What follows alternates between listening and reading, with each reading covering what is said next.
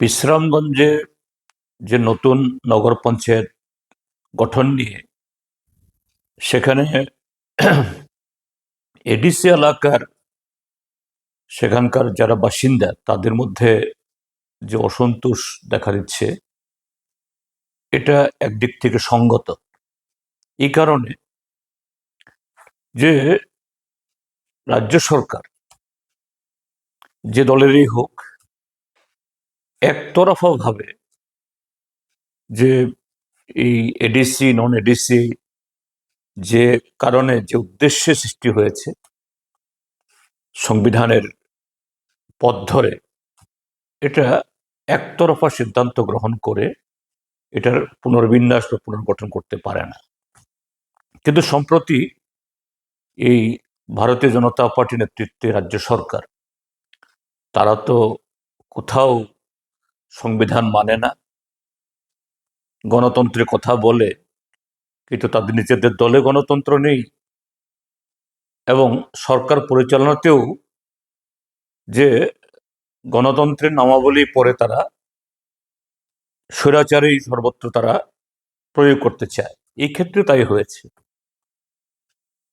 যে এরা রাজ্য শাসন করছে বিজেপি, টিপ্রামথা, আইপিএফটি জোট সরকার, কিন্তু এই তিন দলের মধ্যেই তাদের মন্ত্রিসভাতে বা রাজনৈতিক জোটে কোনো আলোচনা নেই। একতরফা সিদ্ধান্ত নিয়ে বিশ্রামগঞ্জে এডিসি এলাকার সেখানকার কয়েকটি ভিলেজ কমিটির অংশকে নিয়ে এই কি বলে নগর পঞ্চায়েত ঘোষণা করেছে। এর আগে এটা প্রতিবাদ হওয়া সত্ত্বেও তারা কোনো ধরনের কথা শুনেনি, এখন নোটিফিকেশন জারি করেছে। এই পদক্ষেপটাই অগণতান্ত্রিক, স্বৈরাচারী এবং আমি বলবো এটা অসাংবিধানিকও। কেন অসাংবিধানিক? যে এরকম নন এডিসি এলাকা 6 শিডিউল ভুক্ত, এটাকে যদি 6 শিডিউল মুক্ত করতে হয়, সেখানে সংবিধান মোতাবেক একটা কমিশন গঠন করতে হয়। ডিলিমিটেশন, রিডিলিমিটেশন ইত্যাদির জন্য কিছুই করেনি। এটা এক ধরনের যে ষষ্ঠ তপশিলের উপরে ট্রাইবেলদের যে অধিকার সংবিধান এই তার মধ্য দিয়ে এই ত্রিপুরাজ্যকেও তার অন্তর্ভুক্ত করেছে, এটাকে এই সরকার বা বিজেপি সম্পূর্ণ অস্বীকার করছে। এটাই বিজেপির নীতি। এটা ত্রিপুরাতেই শুধু হচ্ছে, বিশ্রামগঞ্জে এটা নয়, এটা সে লাদাখে হচ্ছে।